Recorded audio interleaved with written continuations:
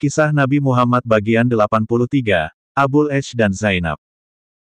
Ketika kembali ke Mekah, keluarganya berkata, "Biarlah engkau menceraikan istrimu itu, dan kami akan mencarikan bagimu gadis yang jauh lebih cantik daripadanya." Namun Abul Ash amat mencintai Zainab sehingga ia berkata, "Di suku Quraisy tidak ada gadis yang dapat menandingi istriku." Walau dihalang-halangi orang Quraisy, Abul Ash melepaskan Zainab ke Madinah. Di tengah jalan beberapa orang Quraisy mengganggu unta Zainab sehingga putri Rasulullah yang sedang hamil itu jatuh. Ketika itulah Zainab mengalami keguguran kandungannya. Beberapa waktu kemudian, Abul Ash pergi membawa barang-barang dagangan Quraisy, namun saat tiba di dekat Madinah, sebuah pasukan patroli Muslim memergokinya. Mereka pun menyita semua barang bawaan. Abul Ash diam-diam berlindung dalam gelapnya malam. Abul Ash masuk ke Madinah dan meminta perlindungan kepada Zainab. Zainab pun melindunginya. Mengetahui hal itu kaum muslimin mengembalikan barang-barang dagangan yang dibawa Abul Ash. Dia pun segera pulang ke Mekah dan mengembalikan semua barang itu, kemudian berkata, "Masyarakat Quraisy, masih adakah dari kamu yang belum mengambil barangnya?" "Tidak ada," jawab mereka. "Engkau ternyata orang jujur dan murah hati." Ketika itu Abul Ash pun masuk Islam dan kembali ke Madinah. Dengan bahagia Rasulullah mengembalikan Zainab kepada Abul Ash sebagai seorang istri. Gelombang-gelombang Al-Quran berbicara seputar peperangan. Berkenaan dengan peperangan tersebut turunlah surat Al-Anfal. Surat ini merupakan komentar ilahi terhadap peperangan tersebut. Komentar tersebut sangat berbeda dengan komentar-komentar yang dikemukakan oleh para raja dan panglima perang setelah meraih kemenangan.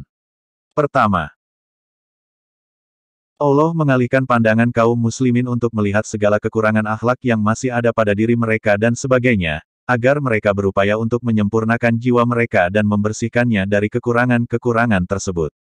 Kemudian, Allah memuji segala hal yang ada dalam kemenangan tersebut berupa pertolongan Allah secara gaib kepada kaum muslimin. Hal itu dikemukakan kepada mereka agar mereka tidak terpedaya dengan keberanian mereka, sehingga jiwa mereka menjadi sombong. Bahkan agar mereka bertawakal kepada Allah, menaatinya dan menaati Rasulullah. Kemudian, dia menjelaskan tujuan mulia yang melandasi Rasulullah terjun dalam peperangan berdarah tersebut. Dan menunjukkan kepada mereka sifat-sifat dan akhlak yang dapat menyebabkan kemenangan dalam peperangan. Kemudian, berbicara kepada kaum musyrikin, orang-orang munafik, orang-orang Yahudi, dan para tawanan perang. Dia menasehati mereka secara baik, dan membimbing mereka untuk tunduk kepada kebenaran. Selanjutnya, berbicara kepada kaum muslimin seputar masalah perampasan barang dan menetapkan prinsip-prinsip masalah tersebut kepada mereka. Setelah itu dia menjelaskan dan menetapkan undang-undang peperangan dan perdamaian yang sangat mereka butuhkan setelah dakwah Islam memasuki fase tersebut, sehingga peperangan kaum muslimin berbeda dengan peperangan orang-orang jahiliyah.